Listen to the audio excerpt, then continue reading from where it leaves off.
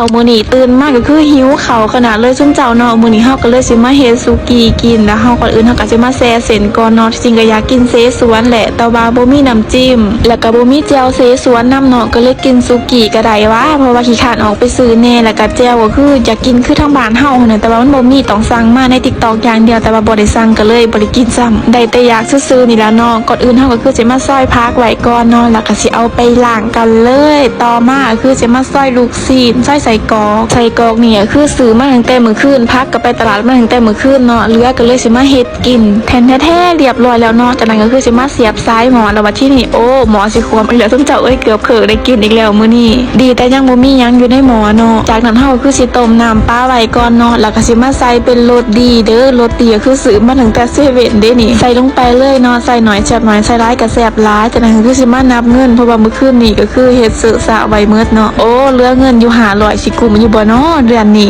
บ่กุมก็ต้องกุมเด้อวิธีที่นี่คือต้องเลี้ยงตัวเองให้มันได้เนาะจากนั้นเฮาก็คือสิมาใส่เส้นของเฮาที่เฮาแช่ไว้ลงไปเลยใส่แล้วก็ปิดฟ้าป้าไว้เนาะแล้วก็สิมานั่งกินขนมถาต่อเพราะว่าตื่นขึ้นมาก็หิวข้าวจนตาลายแล้วเนาะหมอจนสิขวมทิ่มผ่านไปจักพักนึงเฮาก็คือสิมาใส่ผักของเฮาลงไปเลยเนาะใส่ผักลงไปแล้วก็ใส่กรอกลงไปเลยจากนั้นคือสิปิดฟ้าป้าไว้อีกขั้นตอนที่2ต่อมาก็คือสิมาทับไข่ลงไปได้แบบที่นี่ทำอีกก็ว่าสิใส่หมด3หน่วยเนาะแต่ว่าเอา2หน่วยก็พอแล้วเดี๋ยวสิกินบ่หมดแล้วก็ปิดฟ้าป้าไว้ให้ไข่มันสุกเนาะแล้วก็เปิดฟ้าออกมาบอกเลยว่าหอมหุยๆซุมเจ้าเอ้ยได้เวลากินแล้วเด้อบัดนี้สิมาซิมน้ำมันเบิ่งก่อนสดไปคำไหนก็คือโอ้แซ่บอีหลีแซ่บอีหลีฝีมือผู้ใดเนาะเฮ็ดนี่คือมาแซ่บแท้กินเข้าไปคำแรกก็คือโอ้ลวกปากเจ้าของขอตัวไปกินก่อนบ๊ายบาย